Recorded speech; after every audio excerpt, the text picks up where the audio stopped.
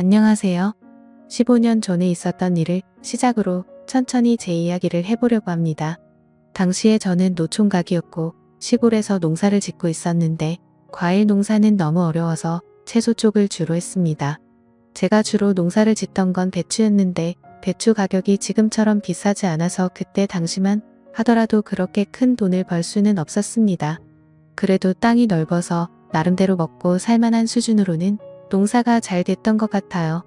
가지고 있는 땅이 워낙에 넓은 편이다 보니 이 모든 걸 혼자 하기가 당시에는 상당히 벅찼습니다. 그래서 안 되겠다 싶어서 마을 사람들에게 서로 품앗이를 하며 부탁을 하려고 했는데 마을 사람들조차도 서로 자신의 농사일이 바쁜 터라 그마저도 어려운 상황이었죠. 그래서 저는 어쩔 수 없이 일당을 주고 일하는 사람을 고용하기로 마음먹었습니다.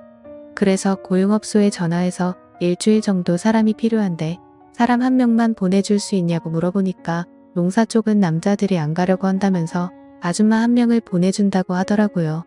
일당도 비싸게 줘야 하던데 아줌마들도 일을 잘하냐고 물어보니까 걱정하지 말라고 말하며 또들한 사람으로 보내줄 테니까 일당이나 두둑하게 챙겨달라고 말하더군요. 그래서 그날 바로 수확을 도와주러 아줌마 한 명이 왔고 그 아줌마는 오자마자 통통하게 익은 배추들을 보면서 배추들이 정말 탱탱하게 잘 익었다면서 속이 꽉 차서 맛있을 것 같다는 말을 하더라고요.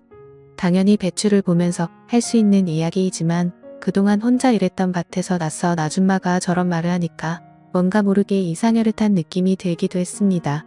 아무튼 아줌마는 저한테 뭐부터 해야 하냐고 물었고 우선 배추를 하나씩 따서 하트에 옮겨 담으면 된다고 했습니다. 배추 따는 방법은 제가 알려드린다고 말하며 아줌마 옆으로 가서 보여주니까 저에게 멋있다면서 쇠팔뚝을 만지더라고요. 그러자 얼굴에 붉어지면서 그렇게 안 봤는데 정말 남자답다는 말을 하더라고요.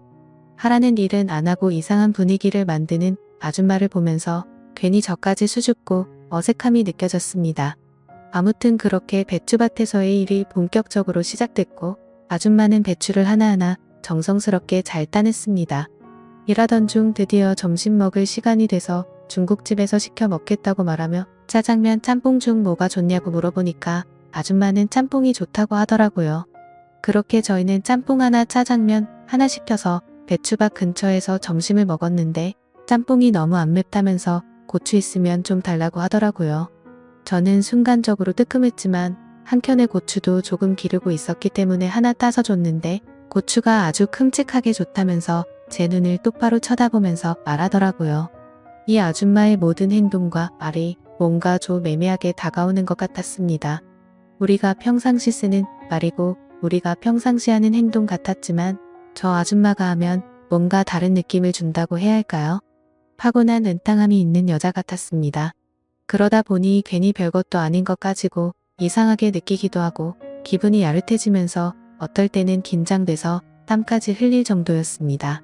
그렇게 점심을 먹고 다시 일을 시작했는데 뜬금없이 아줌마가 저에게 휴대폰으로 드라마를 볼 수 없냐고 물어보더라고요. 저는 드라마를 안 보기 때문에 라디오가 없다고 대답하니까 일하는 건 좋은데 너무 심심하다며 뭐라도 들으면서 일하고 싶었는데 아쉽다고 말하더군요. 그러면서 저에게 말을 걸기 시작했습니다. 이야기하면서 일하면 더 시간이 잘 가지 않겠냐면서 그때부터 이것저것 물어보기 시작했습니다. 결혼은 하셨냐, 이 농사는 언제부터 시작했냐, 6시 내 고향에 출연해 봤냐 등 온갖 걸 다 물어보더라고요. 조금씩 대답을 해주니까 어느 순간부터 그 아줌마는 저에게 대답하기 곤란한 질문들까지 쏟아내기 시작했습니다.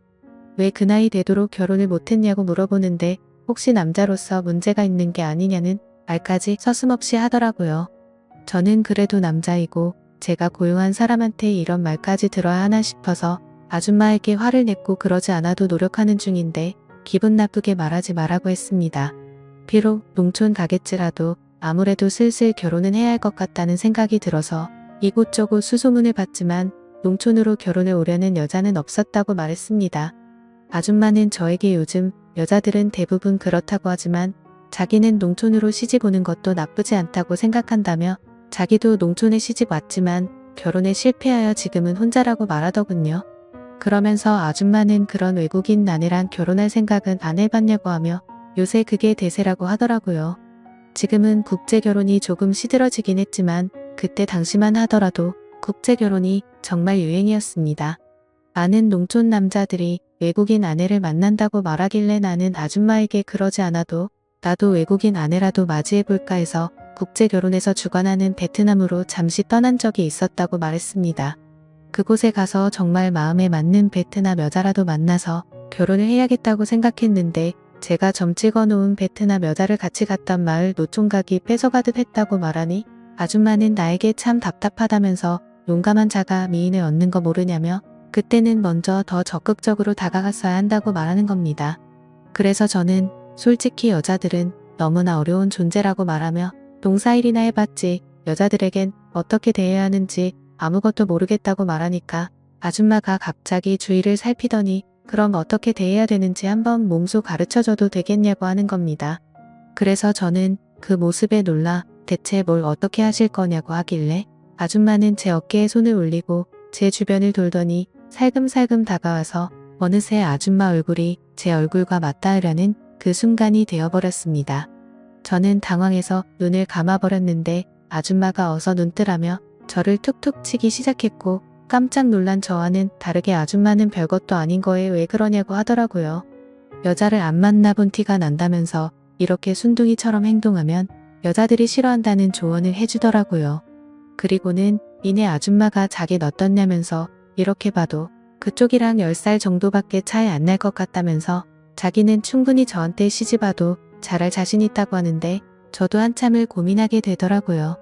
이걸 고민하는 제 모습을 보면서 스스로 자존심도 상하고 너무나도 짜증났습니다. 갑작스레 저한테 시집을 오겠다는 그녀의 말에 모든 게 다 빠르게 휘몰아치는 느낌이 들었거든요. 저는 그런 아줌마의 질문에 아무런 말도 제대로 하지 못했고 어느덧 오늘 일은 거의 마무리가 됐습니다. 아줌마는 저에게 내일은 다른 아줌마가 올 수도 있다고 말하며 일당을 받고 갔고 저는 집에 와서 자꾸만 그 아줌마 얼굴이 아른거리더군요. 그리고 왠지 모르게 다음 날도 그 아줌마가 왔으면 좋겠다고 생각을 했죠.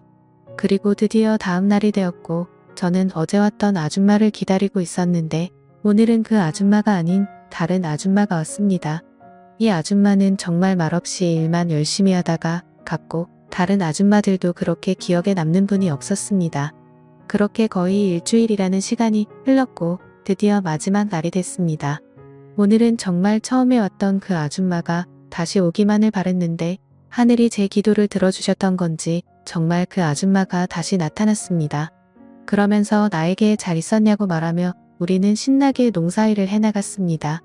곰곰이 생각해보니 저도 저 아줌마가 마음에 들었고 마지막 날이니까 기념이라고 제가 술도 한잔하자고 제안을 했습니다. 왜 그런 생각이 들었는지 모르겠지만 진짜 이 아줌마란 평생 이렇게 일해도 재밌겠다는 생각이 들었어요. 일을 마무리하고는 저희 집 평상에 앉아서 그 아줌마와 함께 술을 마시게 되었고 술을 먹고는 결국 실수를 저지르고 말았습니다. 다음날 일은 아침에 저희 집에 놀러온 옆집 부부가 저의 잠을 깨우더니 같이 한 방에서 자고 있던 아줌마도 부스스한 상태로 따라 나온 것이었습니다. 그러면서 도대체 일은 아침부터 누구냐고 하길래 저는 너무나 당황스러워 아무 말도 못하고 있으니 쥐도 새도 모르게 장가간 거 아니냐면서 그것도 아니면 숨겨둔 마누라가 있었냐고 말하는 겁니다. 저는 옆집 부부에게 그런 게 아니라고 해명했지만 그 나이 될 때까지 결혼 안 하고 산 이유가 이거냐고 말하더라고요. 저는 도대체 무슨 소리를 하냐면서 그런 거 아니라고 끝까지 오해라고 했지만 아니긴 뭐가 아니냐며 우리 마을 신문에 대문짝으로 나올 만한 이야기라고 하면서 깜짝 놀랐다고 하고는 돌아갔습니다. 그 뒤로 그 소문은 온 마을 사람들 귀에 다 들어가게 되었고 저는 그 아줌마에게 마음도 있겠다, 소문도 다 퍼졌겠다. 그리하여 그 아줌마랑 미래를 약속하게 되는 지경까지 이르게 됐죠. 사실 점점 그녀와 저는 성격도 생각도 잘 맞았거든요. 우리는 연상연하 커플이지만 일을 할 때도 손발이 잘 맞고 모든 게 다 잘 맞았습니다. 이 이야기가 벌써 15년 전 이야기이고 우리 부부에게 태어난 첫째 아이가 벌써 중학생이 됐으니까 세상 돌아가는 거 참 빠르다고 생각합니다. 그리고 이렇게 배추 농사를 지으면서 평생 혼자 살 것만 같았고 그리고 내 짝은 없을 것 같아서 멀리 베트남까지 떠났던 적도 있었지만 역시나 옛말 그대로 집신도 짝이 있다고 하더니 안 저에게도 짝은 있었고 그 짝은 마치 저에게 우연처럼 다가오더라고요. 비록 나이 차이는 좀 나지만 그래도 워낙에 성격도 좋고 착해서 나이는 숫자에 불과하다는 생각이 많이 나고요. 뿐만 아니라 아직까지도 우리 부부는 금술 하나는 최고라고 생각합니다. 감사합니다.